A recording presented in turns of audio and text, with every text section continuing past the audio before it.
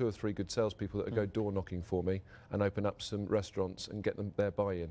I can do that myself. You couldn't tell us. There was obviously something that I didn't want to talk about. Sales were about 300,000. We forecast to do about 750. But this year, we are on schedule to do between 1.3 and 1.5 million. The company is Discreet Heat, and we've developed, designed, patented, and are currently manufacturing and selling. I had to, yes. You could do? Yes. Then you don't need to be here, so I don't know why you're here. And since you don't need my investment... Number 3. Discreet Heat. Martin Wordsworth was from Atherton, near Manchester, and he was trying to sell the idea to the Dragons to invest in his company, Discreet Heat. Judging by its very name, it was a high-tech, innovative invention meant to heat up people's homes in the desolate winter months with minimum cost and low upkeep. It had all the best parts of both radiators and underfloor heating in one product, and none of the hassle attached to each. All in all, it seemed like a best buy and a no-brainer for the average British consumer who is fed up with the conundrum of heating his home. My name is Martin Wadsworth. I'm looking for £150,000 for a 10% stake. A very innovative and energy-efficient form of room heating. The company is Discreet Heat, and we've developed, designed, patented, and are currently manufacturing and selling. How impressive is that? A radiator which looks like skirting on your wall. One eyesore has been removed and retrofitted all around the room. That's genius, I say. But does it actually work, you ask? Well, we would like to know that too, so let's watch. And I'd like you to actually come and try it if you would. Here, and it's working right now. Actually is the heating system. Ever the gentleman, James Caan was all praises for a nifty little product, with the only caveat being that it fell between the cost of its previous counterparts. If people who are purchasing this product, it's 4 times more expensive Yes. than the conventional, why would they do that? 2 reasons. One is they don't particularly like the radiator on the wall in the first. Secondly, it's a more practical alternative to underfloor heating. It seems like some of the judges were getting nervous at the amount of redecorating and repainting that would be required as a direct result of fitting this nifty little gadget out in your home. The consumers are notoriously tight-fisted when it comes to pouring money to kit out their houses just for a little bit of heating options getting changed. Duncan Bennett was not completely sold on what he considered too much hassle created by just one product. If you tried to do this retro, it would cost a fortune. Why? There are drawbacks, aren't there? Well, okay, if you can come into my house and take all the radiators off, redecorate, repaint, re-wallpaper, and fit this without a lot of cost, then come and do it. Peter Jones was definitely getting nervous at the figures, which had already climbed up to £400,000, which is a huge amount of money to sink into one product, and he had decided to walk away while he still could. Deborah had decided to join Peter on his walk out, as the product was not earning her confidence. Well, I'm going to tell you where I am because I don't want to waste words, really. Okay. I know nothing about this marketplace, and I wouldn't really know Yeah. where to go with it. So that's the reason why I'm going to declare myself out. Theo Paphitis preferred walking away from a product which seemed to be doing quite well, and it seemed doing quite well and ending up with money in your bank with the promise of more to come from somewhere else did not require Theo's specialty of investing. Well, damned if you do, damned if you don't. He had walked away because apparently Martin was doing too well for his comfort. Do with you investing a couple of £100,000 in it. Could you lay your hands on it? I'm out as well. I had to, yes. You could do? Yes. Then you don't need to be here, so I don't know why you're here. And since you don't need my investment... James Caan had been pretty impressed by Martin's idea, but he had serious doubts about its potential to gain customers' trust. He did not see this product as making any money and had chosen to pull out of the entire enterprise, closely followed by Duncan Ballantyne, who had not seen eye to eye with Martin from the get-go.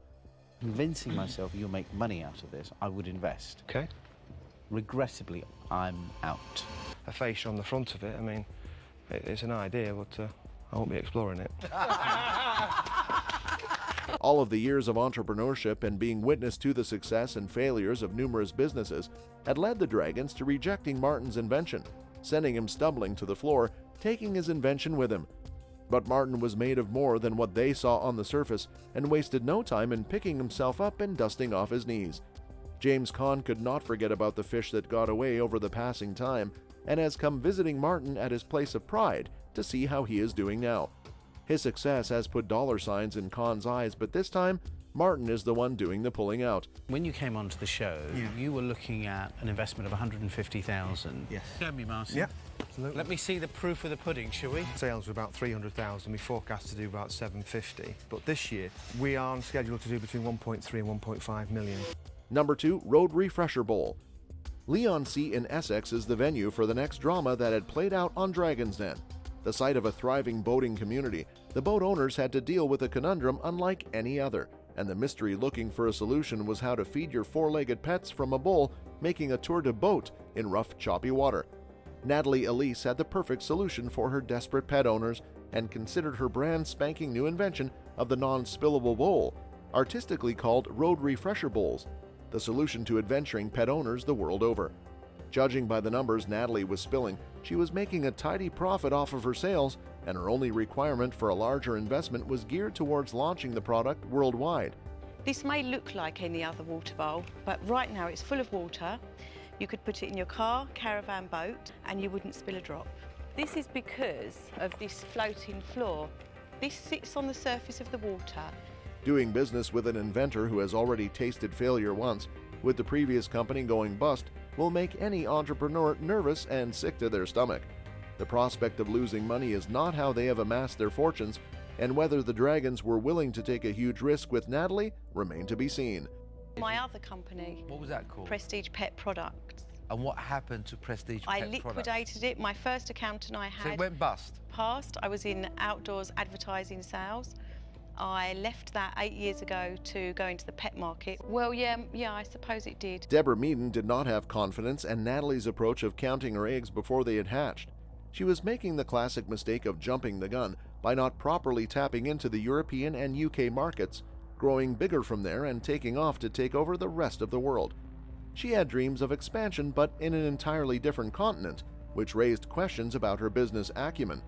I'm afraid at this level and with that future, I'm out. The trouble is that the path you've chosen has led you to ask for £120,000. Natalie's faux pas had Peter Jones pouncing on her immature business approach, and it was obvious these two were not going to get along with each other. I mean, you're obviously not my target market. The whole business, I'd struggle to try and value it at £100,000, let alone £120,000 for 15%. It's irrelevant whether I've got a dog or not. I'm an investor in businesses. Okay. I don't have to actually be and buy everything I invest in. Theo is a shrewd guy, and he knew that Natalie was not sharing the entire truth. It could be something innocent, but unfinished tales made him ill at ease, and they needed all of Natalie's cards on the table before they could make a decision. The entire den was suitably impressed with Natalie's perseverance in the face of such serious health crises, but unfortunately, though Theo shared in Deborah's concerns that Natalie was jumping the gun and he was out of the bidding. What followed was a waterfall of investors calling time out, and Natalie ended up going home with her tail between her legs. I think it's a great product.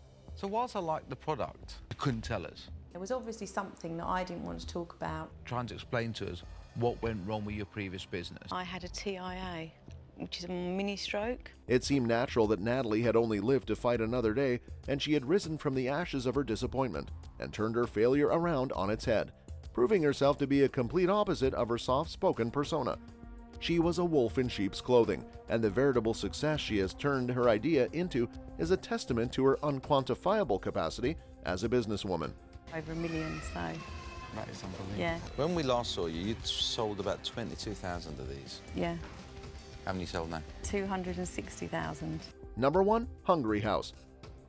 Tony Charles and Shane Lake were the proud owners of hungryhouse.co.uk, which was a website designed to facilitate hungry Britishers looking for a bit of food by ordering takeout. Nothing new, as plenty of online sites were available as a go-between for consumers and restaurants the world over. What made it novel was the amount of choice available to the customers and the competition generated between the restaurants, translating into bigger and better ideas for the customers in their locality. Cool idea, but how are the Dragons going to receive it? We're asking for £100,000 in exchange for 11% equity. I'm Tony Charles from hungryhouse.co.uk, and this is my business partner Shane Lake. To make this a thing of the past. Any questions? What an innocent little phrase, but in the Dragon's Den, it's going to get you bombarded from all sides, as these entrepreneurs do not like to part ways with their hard-earned cash. James Caan had thrown the first feeler out, and wanted a rundown of the entire business, with each and every minute detail exposed for inspection. The numbers these partners were pronouncing were quite reassuring, but did their words match with the practical nitty-gritties of the business they were looking to expand? Expenses of that, we're looking at expenses of $400,000. Turnover for year one, we're looking at £430,000. Ever the cynic, Peter Jones was not impressed with their slick pitch, and he was about to pitch his own assault at their dream boat, which was yet to be launched. Peter Jones had not found their venture anything unique, and it seemed like a new take on an old business, and Deborah joined him on his way out the door. If I want to go and spend £100,000 of my money or anybody else's money, why do I need you? I could do that. We could do that very quickly. I don't think so. I've got 40 developers full time, 2 or 3 good salespeople that go door knocking for me and open up some restaurants and get them their buy-in. I can do that myself. That's the reason why I'm out. The scraping away Theo had done on the facade of this business had exposed a can of worms hiding behind a wonderful pitch. James Caan punched home the unavoidable fact that their rival was choosing business practices which were taking it flying into an upward slant, taking their market and customers along with them for the ride. So I think what I would be interested in doing is I'd probably go in with £50,000, but I think I'd want 25% of the equity. Theo was aware that he needed to take a big bite from their business for them to be able to sustain their spirits, so he has decided to back away from the deal entirely. Do you know what? If we got to that stage, I think you'd lose your enthusiasm. Duncan Bannatyne had received their business idea with a cup of salt instead of a pinch, and there wasn't much hope for succor from him. Amazingly, he had decided to show mercy to the 2 partners, but with his offer they would have retained only a 50% control over their own company.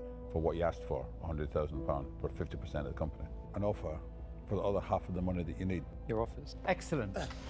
Tony and Shane have made it big in the business world by tweaking the methodology they had been utilizing before and have experienced a windfall of epic proportions. They have finally arrived at the online business scene and have carved out a place for themselves. You know, we are in the market for some more finance, so, you know, maybe we'll put the hard word on Duncan while he's here and in order to sort of generate that growth. They've turned their business into a resounding success with no help from the Dragon's Den, but it seems they are going back to it once more to ask for a cash inflow, and Duncan is their guy. And that is a wireless connection between sort of our servers and the restaurant. Quite happily they say, well, we need another $1 million now. Well, when does it end? I don't think I will ever look back at this and think, I wish you'd put £1 million in. For the short haul, to make cash profit, if you like, we're looking to get the business to a point that it's valuable to have an exit. That's all we have for you, folks. Join us next time.